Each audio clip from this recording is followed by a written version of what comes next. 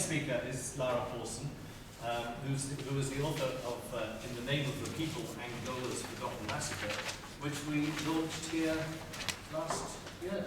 Yeah. Which was, in a very, many of you may have been here, but it was a very exciting, interesting meeting in the coup of Vita Alves.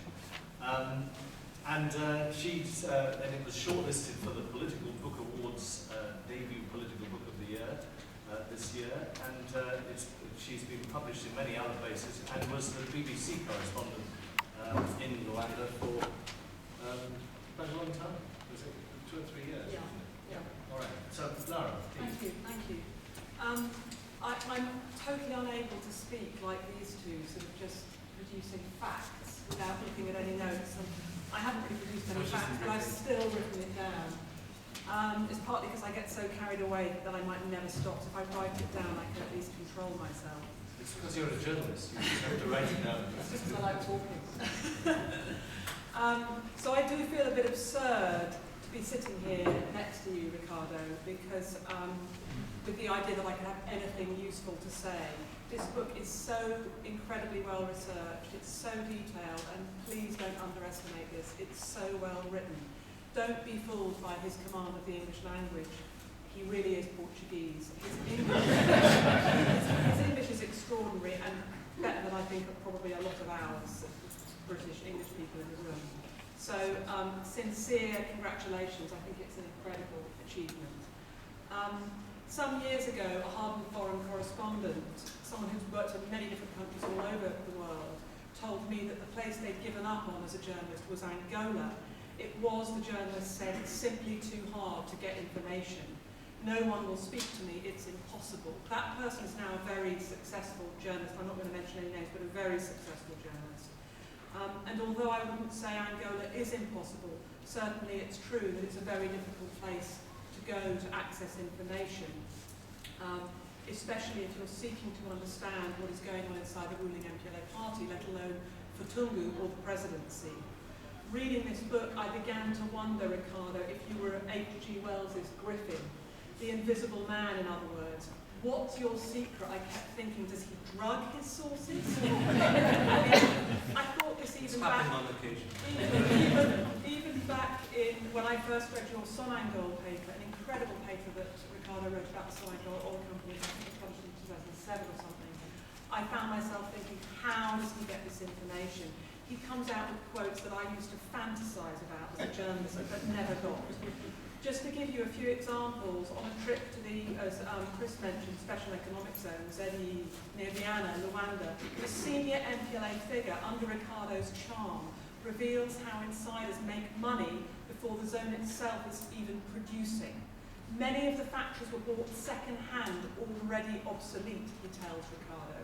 They were, he says, extremely expensive and tied to equally expensive management contracts as we can't run them ourselves. That's a quote from that man, senior MPLA figure. Another Angolan official reveals to Ricardo that the Israeli defense contractor, LR Group, were practically running the Angolan army. Another senior MPLA official does not hesitate to tell him that the resentment among Angola's poor black povo against expatriates is what he called a time bomb. From a different perspective, a senior UNITA official let slip, and just as I say this point, do read the footnotes because they're as good as the book. A UNITA official let slip in conversation with Ricardo his or her, I don't know, snobbery and adoption of what I would see as a traditionally urban Luanda elite's dislike towards the povo, the black masses, you might say, either be it living in the slums or the rural areas. The UNITA official refers to them as malta da mata, the rabble from the bush, apparently without any unease.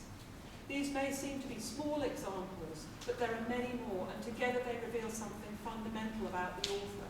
You don't develop this level of trust by turning up in Angola for a quick trip and then churning out yet another tome on oil on Africa.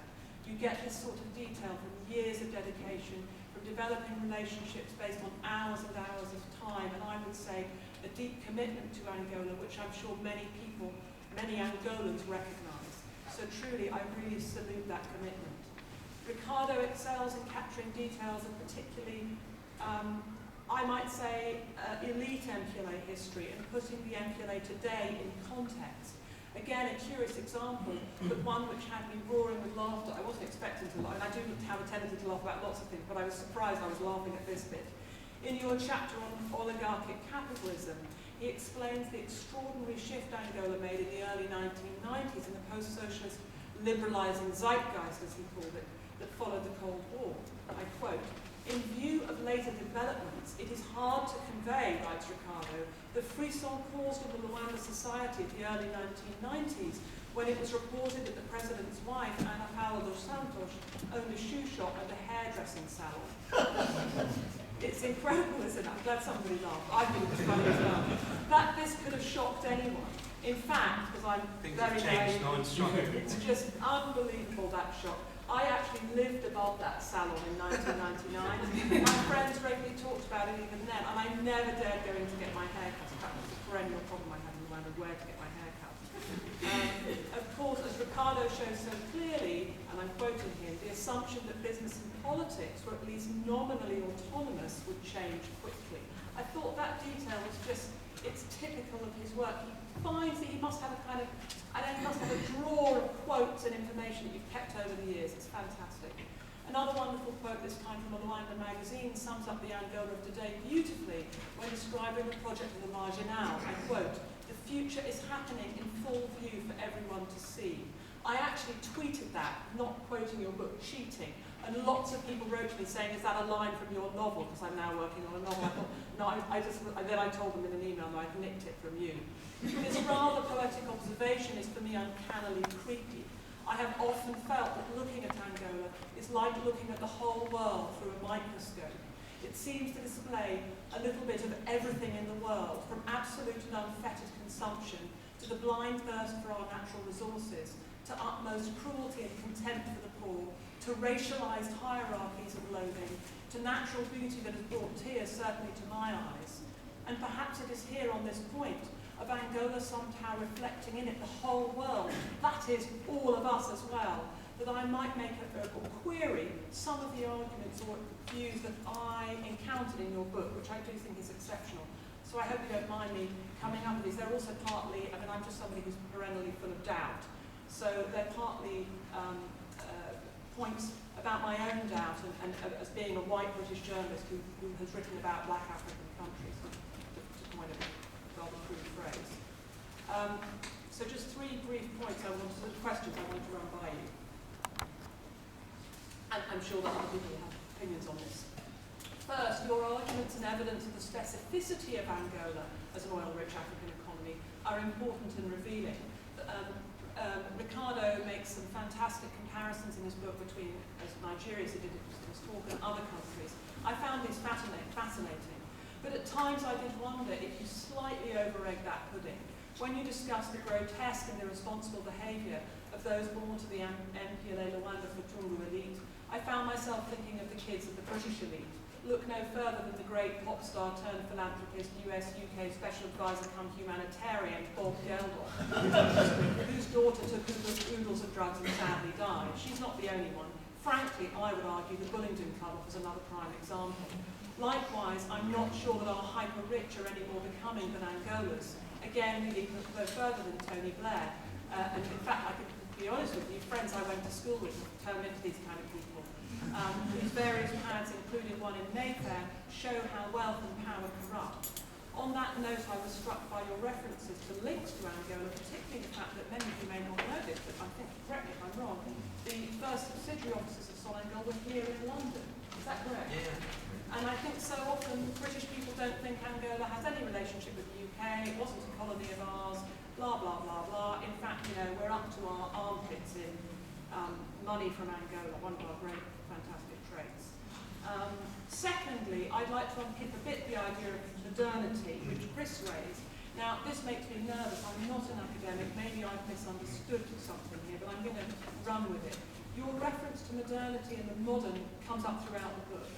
My understanding of this in terms of your book is basically Europeanness with shades of the emirate thrown in. European modernity, according to a man I'm a big fan of, Achille Mbembe, pivots upon a sort of delirium, one outcome of which is the idea of the negra, to use his language, being codified madness and defective. This leads to the idea of an exclusion from humanity, as well as enslavement, to ideas of nonsense, lies and fantasy, and yet also in apparent contradiction of liberation. At one point in your book, you cite in a footnote James Scott's 1998, I think, definition of high modernism as using science and technology to reorder the social and natural world. Of course, part of the history of modernity, perhaps it is the history of modernity, is reordering the social and natural world through the brutality and violence of slavery and colonialism, and certainly science and technology, using science and technology, kind of culminating, I suppose, in the Holocaust, although many Europeans focus on that, forgetting about Congo and many, the history of the empire. So I'd like to understand a bit more deeply what you mean by modernity and what you think the MPLA or perhaps the presidency means by modernity.